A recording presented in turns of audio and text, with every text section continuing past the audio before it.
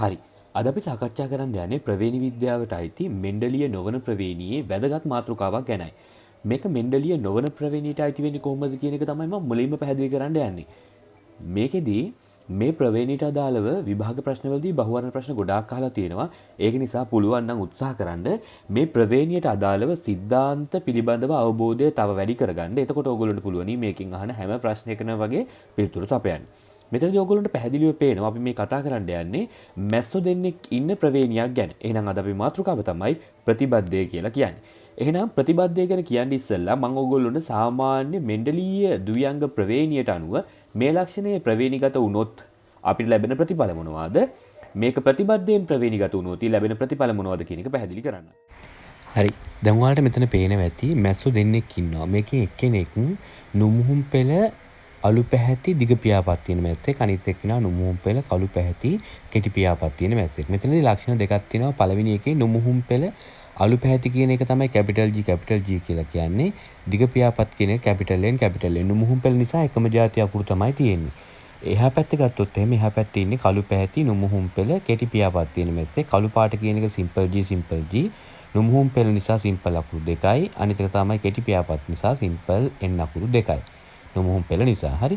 එතකොට ඕගොල්ලොන්ට තේරෙනවා වම් පැත්තේ ඉන්නේ නුමුහුම් පෙළ පරම්පරාවක්, දකුණු පැත්තේ ඉන්නේ නුමුහුම් පෙළ පරම්පරාවක්, දෙකම නුමුහුම් පෙළ පරම්පරාවක්.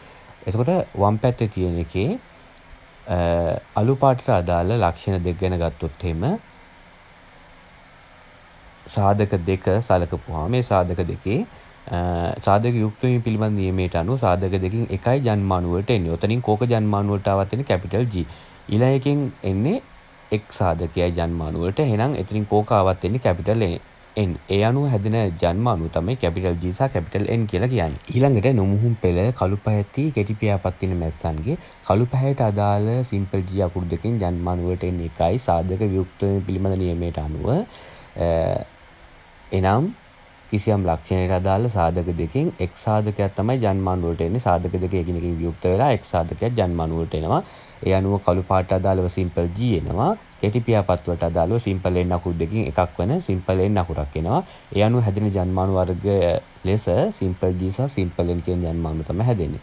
ඊට පස්සේ ওই දෙක සංසේචන වෙලා හැදෙනවා GV. එයා capital G simple G capital N simple N. නුමුහුම් පෙළ පරම්පරා දෙකකින් ජන්මානු එක්වීමෙන් සෑදෙන පළමු පරම්පරාව අපි F1 පරම්පරාව කියලා කියනවා. මේ ඔබ දකින්නේ F1 පරම්පරාව capital G simple G capital N simple N කියලා කියන්නේ මෙයාගේ ප්‍රවේණි දර්ශය. එතකොට මේ ප්‍රවේණි දර්ශයට අදාළ ජීවීන් 100%ක් ඉන්නවා. එනම් ප්‍රවේණි දර්ශය කැපිටල් G සිම්පල් G 100%යි. රූපාණු දර්ශය කියලා කියන්නේ මේ පේන රූපය අනුව ගත්තොත් එහෙම මේගොල්ලෝ අලු පැහැති පියාපත් තියෙන අලු පැහැති දිග පියාපත් තියෙන මැස්සන්. ඒ අනුව රූපාණු දර්ශය ගත්තොත් එimhe අලු පැහැති දිග පියාපත් තියෙන මැස්සන් 100%ක් මෙතන අන්තර්ගත වෙනවා.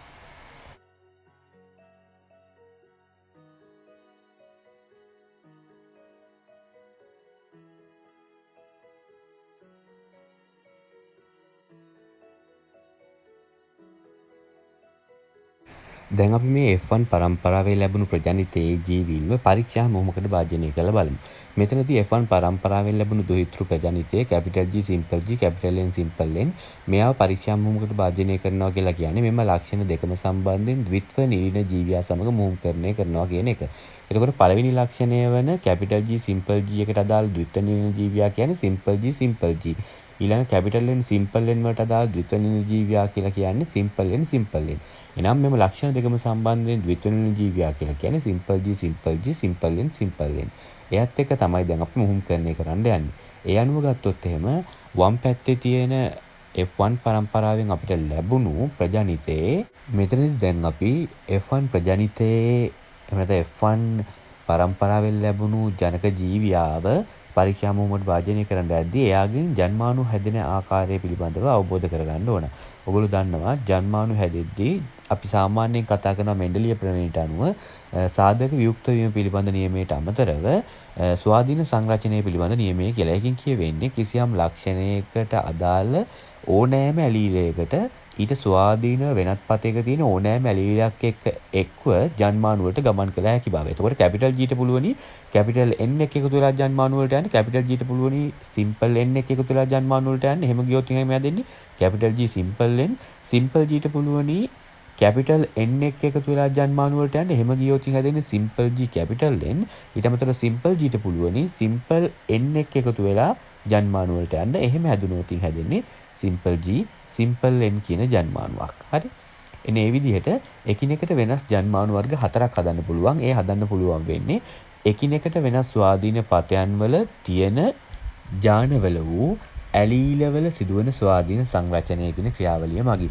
ඊළඟට සිම්පල් G සිම්පල් N කියන කෙනාගේ සිම්පල් G කියන අකුරු දෙකෙන් කෝකාවත් වෙන්නේ එක සිම්පල් G එකක්. සිම්පල් N අකුරු දෙකෙන් කෝකාවත් වෙන්නේ එක සිම්පල් N අකුරක්. ඒ අනුව ඒ පැත්තෙන් හැදෙන ජන්මානු සියල්ලක්ම සිම්පල් G සිම්පල් N තියෙන ජන්මානු. දැන් අපි සංසේචනය කරලා බලමු. Capital G capital N simple G simple N එක සංසේචන වුණොත් හැදෙන්නේ capital G simple G capital N simple N කියලා ජීවියේ. දෙවෙනි එක සංසේචනය වීම capital G simple G simple N simple N. තුන්වෙනි එක simple G capital N simple N. ඊළඟ එක simple G simple N simple N කියලා ජීවියක් හැදෙන්නේ. මේ අනුව ඔබට තේරෙනවා එකිනෙකට වෙනස් රූපානුදර්ශ 4ක් ලැබිලා තියෙනවා. ඒ වගේමයි මේ එක එක ලක්ෂණ බලන්න. පළවෙනි එක අලු පැහැති දිග පියාපත් තියෙන, අලු පැහැති කෙටි පියාපත් තියෙන, කළු පැහැති දිග පියාපත් තියෙන, ඊළඟ එක කළු පැහැති කෙටි පියාපත් තියෙන මැස්සන් තමයි ලැබිලා තියෙන්නේ. ඔබට පේනවා ඇති F1 ප්‍රජානිතය පරීක්ෂා මුහුමකට භාජනය කිරීමෙන් අපිට ලබා ගන්නට පුළුවනි එකිනෙකට රූපීය වෙනස් රූපානුදර්ශ 4ක්. සරලව කිව්වොත් 1 කියන අනුපාතයට රූපානුදර්ශ 4ක් ලබා ගන්න පුළුවන්. නැත්නම් ප්‍රතිශත විදියට ගත්තොත් 25යි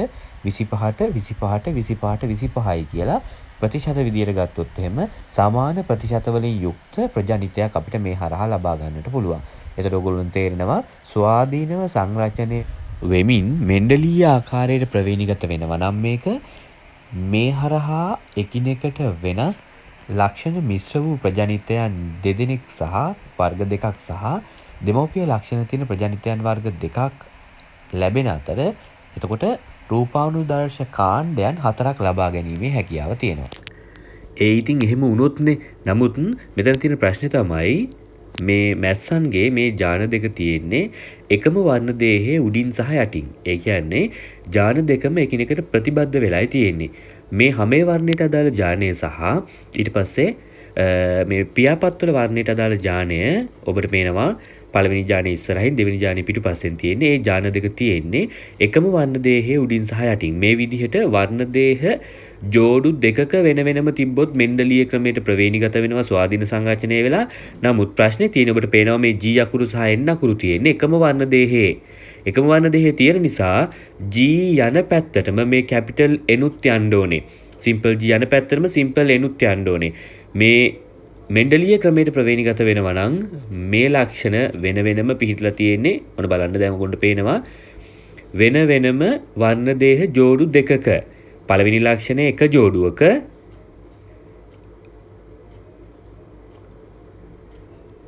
අනිත් ලක්ෂණය අනිත් ජෝඩුවේ. හරි. එතකොට පුළුවනි පළවෙනි ජෝඩුවේ තියෙන ඕනම වර්ණ දේහයකට අනිත් ජෝඩුවේ තියෙන ඕනම වර්ණ දේහයක් එක්ක එකතු වෙලා ජන්මානු වලට ගමන් කරන්න පුළුවන්. ඒක නිසා ස්වාධීන සංරචනය වෙන්න පුළුවන් මෙන්ඩලීය ක්‍රමයට මේ ලක්ෂණ දෙක ප්‍රවේණීගත වුණොත් තින්. හරි. එතකොට රූපානුදර්ශ 4ක් ගන්නට පුළුවන්. එකිනෙකට වෙනස් රූපානුදර්ශ 4ක් ලබා ගන්නට පුළුවන් වෙනවා. එහෙම වෙන්නේ මේ විදිහට ස්වාධීන සංරචනය මගින් ලක්ෂණ මිශ්‍ර වෙන්න පුළුවන් වෙන්නේ ලක්ෂණ දෙක වෙන වෙනම වර්ණ දේහ ජෝඩු දෙකක තිබුණොත්. නමුත් මෙතන ගැටලුව තියෙන්නේ ප්‍රතිබද්ධයේදී ලක්ෂණ තියෙන්නේ එකම වර්ණ දේහය මත. පේනවා ඇති ඔයගොල්ලන්ට මේ G කියන ලක්ෂණයත් N කියන ලක්ෂණයත් බෙහෙලා තියෙන්නේ ජෝඩු දෙකක නෙවෙයි එකම වර්ණ දේහය මත. නුමුහුම් පෙළ අලු පැහැති දිග පියාපත් දරන මැස්සන්. එතකොට ඒක ප්‍රමුඛ ලක්ෂණ දෙක තියෙන්නේ. නුමුහුම් පෙළ නිසා ඔක්කොම එක જાති අකුරු වෙන්න ඕනේ. යනුව capital G capital N capital N. හරි. ඊළඟ කියන තමයි නුමුහුම් පෙළම තමයි අනිත් පැත්ත. ඒගොල්ලෝ කළු පැහැති කෙටි පියාපත් දරන මැස්සන්. හරි. මෙන්ඩලීය ක්‍රමයට ආවනම් මේක තියෙන්නේ කැපිටල් G දෙක වෙන වෙනම කැපිටල් N දෙක වෙන වෙනම. නමුත් ප්‍රශ්නේ තියෙන්නේ මේක මෙන්ඩලිය ක්‍රමෙන් නෙමෙයිනේ යන්නේ. ඒක නිසා මේ දෙකම පිහිටලා තියෙන එකම වර්ණ දේහ ජෝඩුවේ උඩින් සහ යටින්. ඒතර පළවෙනි ලක්ෂණයේ තියෙන උඩින්, දෙවෙනි ලක්ෂණයේ තියෙන යටින්.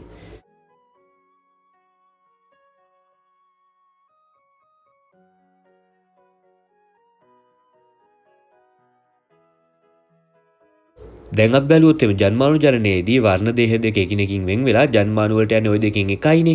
ඒ කියන්නේ එක්කෝ එන්නේ කැපිටල් G කැපිටල් N තියෙන වම් පැත්ත එක නැත්නම් එන්නේ දකුණු පැත්ත එක. ඔය කොයිකාවත් එන්නේ කැපිටල් G කැපිටල් N.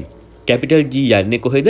එයාට යටින් ඇරිලා තියෙන කැපිටල් N උත් ඒත් එක්කම ජන්මානුවට ගමන් කරනවා. මේ කැපිටල් G ට එහා පැත්තේ අකුරුත් එක්ක මුහුම් වෙලා ජන්මානු වලට යන්න හැකියාවක් නැහැ. ඒක නිසා වර්ණ දේහයට ඇරිලා තියෙන ජාන දෙකම එක්ව ජන්මානුවලට ගමන් කරනවා. මේක නිසා ස්වාධීන සංරචනයේ 100%ක් ඇහිරිලායි තියෙන්නේ. කැපිටල් G යන තැනට කැපිටල් N යනවා.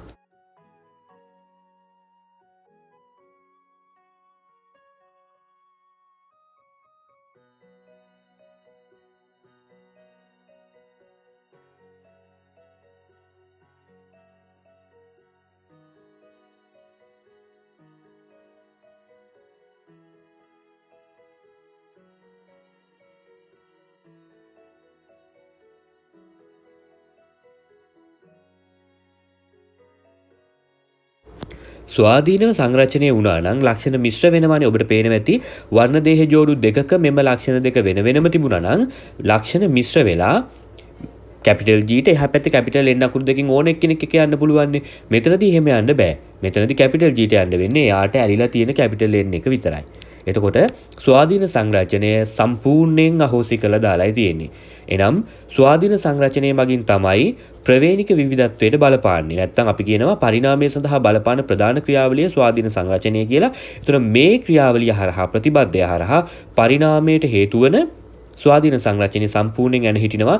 එනම් පරිණාමයට බාධාවක් වන ප්‍රවේණික ක්‍රියාවලිය තමයි අපි මේ ප්‍රතිබද්ධය කියලා හඳුන්වන්නේ. මේ හරහා ප්‍රවේණික විවිධත්වය අඩු කිරීම සඳහා කටයුතු කරනවා.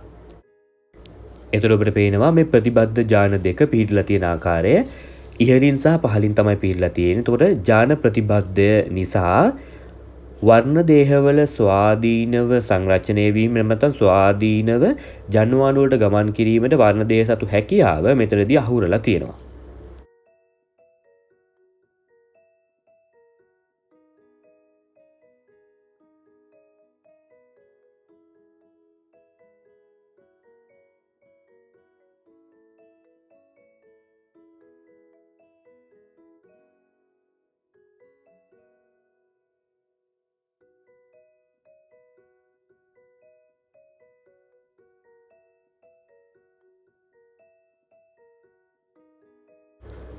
ඊළඟට ඔබට දකින්නට පුළුවනි කළු පැහැති කෙටි පියාපත් දරන මැස්සන්. නුමුහුම් පෙළ කළු පැහැති කෙටි පියාපත් දරන මැස්සන්.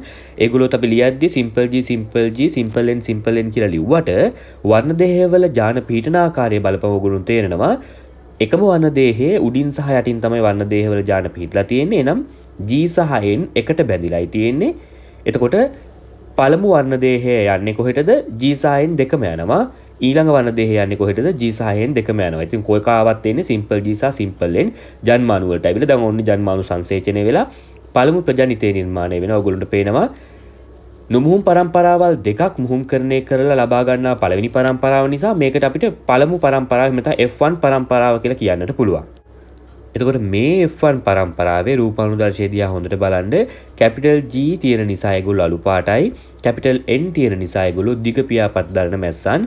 කැපිටල් G simple G දෙකෙන් කැපිටල් G ප්‍රමුඛ නිසා අලු පාට එනවා. කැපිටල් N simple N දෙකෙන් කැපිටල් N ප්‍රමුඛ නිසා දිග පියාපත් එනවා. ඒ අනුව අලු පැහැති දිග පියාපත් දරන මැස්සන් 100%යි.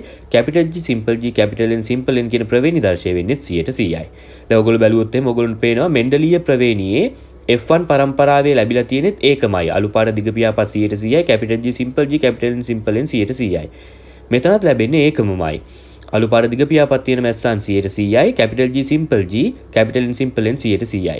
මේ දෙකේ වෙනස මොකක්ද කියලා දැන් ඔබ මගෙන් අහයි. ඒ දෙකේ වෙනස තමයි ඔබට පේනවා මේ ජාන සකස් වෙලා තියෙන විදිහ සහ යාන ප්‍රවේණිගත වෙන විදිය තමයි වෙනස තියෙන්නේ. F1 පරම්පරාව එක වගේ වුණාට මේකේ වෙනස හොඳටම බලා ගන්න ඕනේ නම් අපිට F2 පරම්පරාව ගන්නට සිද්ධ වෙනවා. එහෙම නැත්නම් මේක පරීක්ෂා මුහුමකට භාජනය කළ යුතු වෙනවා. දැන් අපි මේක පරීක්ෂා මුහුමකට භාජනය කරලා බලමු.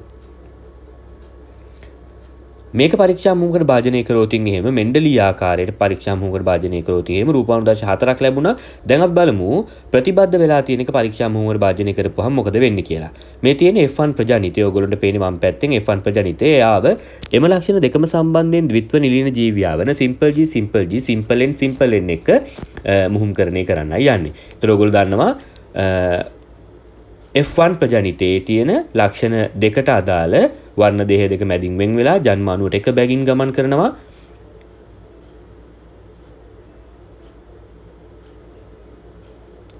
එතකොට පළවෙනි ජන්මානුවට capital G capital N, දෙවෙනි ජන්මානුව simple G simple N.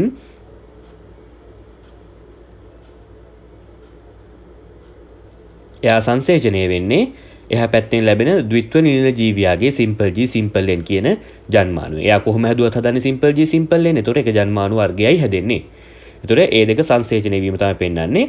පළවෙනි ජන්මානුව simple G simple n එක සංසේචනය වුණොත් හැදෙන්නේ capital G simple G capital N simple n කියලා ප්‍රජානිතයක්.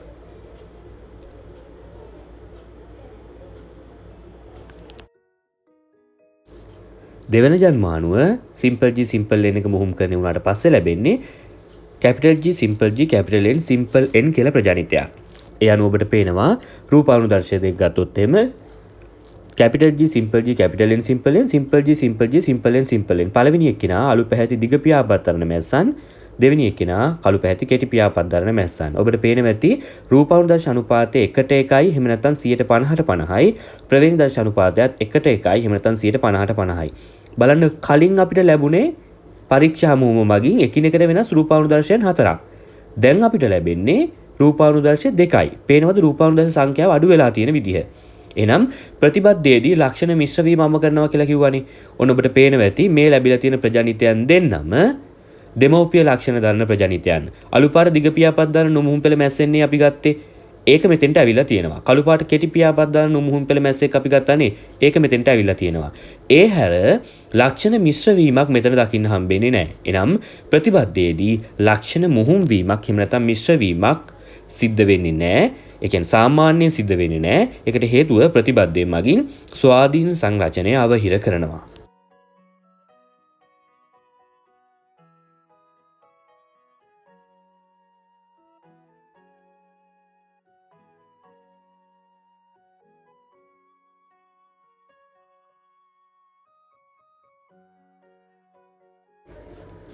මෙතනදී ඔබ දකින්නට පුළුවනි මෙන්ඩලීය ක්‍රමයට ප්‍රවේණිගත වූ F1 පරම්පරාව පරීක්ෂා මුහුමට භාජනය කිරීමෙන් දෙමව්පිය ලක්ෂණ දෙකට අමතරව මිශ්‍ර වූ ලක්ෂණ ලැබිලා තියෙනවා අලු පහත කෙටි පියාපත් දරන මැස්සන් සහ කළු පාට දිග පියාපත් දරන මැස්සන් කියලා. එනම් ලක්ෂණ මිශ්‍ර වීමක් තියෙනවා. නමුත් ප්‍රතිබද්ධයේදී ලක්ෂණ මිශ්‍ර වෙන්නේ නැහැ. දෙමව්පිය ලක්ෂණ සම්පූර්ණයෙන්ම ප්‍රකාශයටපත් වෙනවා. සම්පූර්ණයෙන් ප්‍රතිබද්ධය වෙනවා නම්. එහෙම නැත්නම් ලක්ෂණ මිශ්‍ර වීමකින් තොරව ප්‍රතිබද්ධය ඒ ආකාරයෙන් සිද්ධ වෙනවා නම්. මෙච්චර වෙලා අපි කතා කරේ අවතරණයක් වීමකින් තොරව ප්‍රතිබද්ධය සම්පූර්ණයෙන්ම ප්‍රතිබද්ධය ලෙස වුණොත් එහෙනම් මොකද වෙන්නේ කියලා. දැන් අපි බලමු අවතරණය වුණාට පස්සේ මොකද වෙන්නේ කියලා. මේ ප්‍රතිබද්ධ වෙලා තියෙන ඥාන අවතරණය නිසා ස්වාධීනව සංරචනය වුණොත් එහෙම සමහරක් අවස්ථාවලදී ඒවා ස්වාධීනව සංරචනය වෙන්න පටන් ගන්නවා.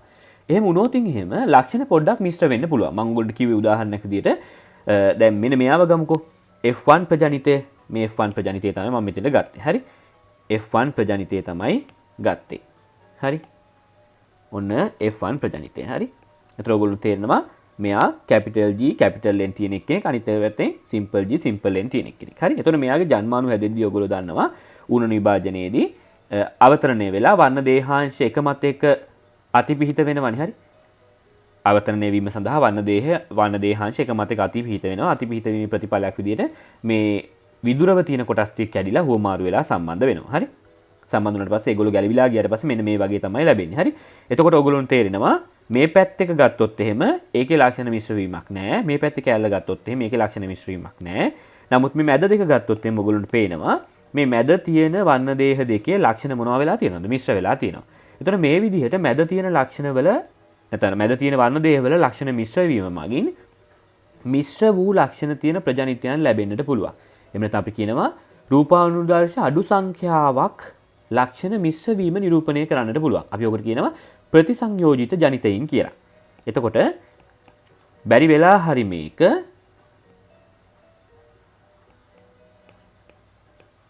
හරි බැරි වෙලා හරි මේක අවතරණය වුණොතින් මේ ලක්ෂණ මිශ්‍ර වෙන්න පටන් ගන්නවා. එහෙම වුණොතින් එහෙම අවතරණ නිසා ලක්ෂණ මිශ්‍ර වෙනවා. ඒකට අපි කියනවා ස්වාධීන සංරචනය කියලා. එනම් ලක්ෂණ මිශ්‍ර වෙලා තියෙනවා.